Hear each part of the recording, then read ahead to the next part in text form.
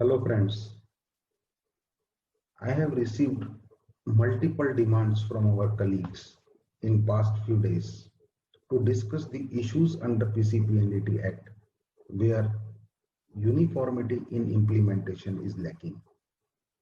As we all know, PCPNDT Act has created havoc amongst our fraternity members. The main reason behind this is not the act itself, but the main reason is because there are so many loopholes in the act itself. There are differences of interpretation of the act by different appropriate authorities. Different appropriate authorities implement the act haphazardly. And last but not least, the divergent judgments given by different courts have created fear amongst our fraternity members. So definitely there is a need to discuss all these things. We all know that PCPNDT Act is a central act, and central act is to be implemented all over India in a similar way. But in case of PCPNDT Act, in different states, it is implemented differently by different appropriate authorities. Even in a single state, there is no uniformity amongst the appropriate authorities in different districts. And somewhere, even in a single district, if there are more than one of appropriate authority, they are implementing PCPNDT Act differently. So this is the reason why there is a havoc in the fraternity. One by one, in the series of this uniform implementation of PCPNDT Act, we will discuss all the issues where uniformity is lacking and what should be the exact interpretation by the appropriate authority. We will discuss one by one in this series of our web meetings. Thank you. Thank you very much. Hello friends. In the series of uniform implementation of PCPNDT Act, today we will discuss that what is done by different appropriate authorities if you want to change the category of registration of your hospital. We all know under PCPNDT rule, there is a provision of intimation of change under Rule 30.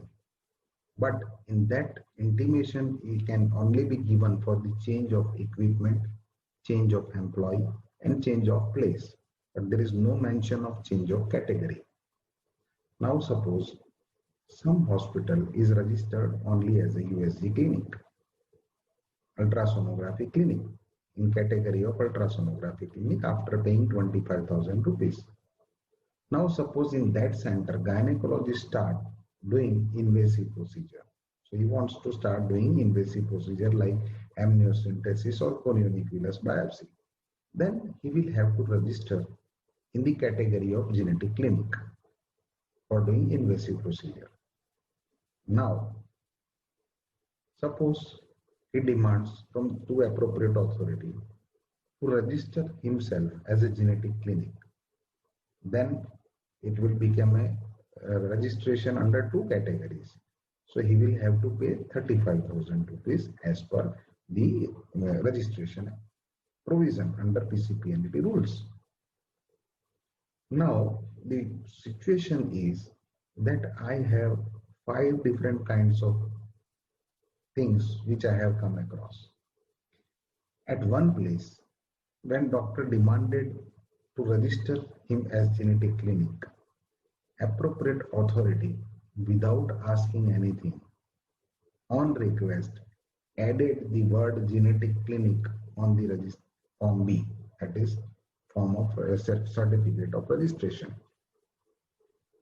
At another place, the appropriate authority said that we have taken 25,000 rupees from you for ultrasonography clinic registration, and now you are asking to register also as genetic clinic, that means under two categories. So you will have to pay 35,000. So pay us the difference of 10,000. Then we can register you as a genetic clinic. The third appropriate authority at third place said that you are registered as ultrasonography clinic and there is no provision under PCPNDT Act for change of category.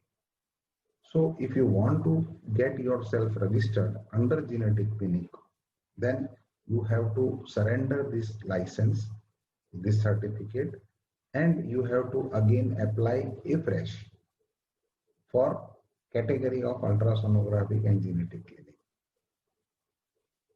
At fourth place, they said that nothing is possible and you can demand the second registration as genetic clinic over and above ultrasonography clinic. So these are the different kind of interpretation done by different appropriate authorities. There is no uniformity of implementation of PCPNDT Act at all. Where the act is silent, every appropriate authority is taking their own decision without application of mine. And there is no implementation, no uniform implementation of PCPNDT Act. And that is creating a big fear in the minds of the fraternity, our fraternity. There is need for uniform implementation. There is need for Union of India to come out with the guidelines on such issues which are not clear in PCPNDT Act or rule itself. Thank you. Thank you very much.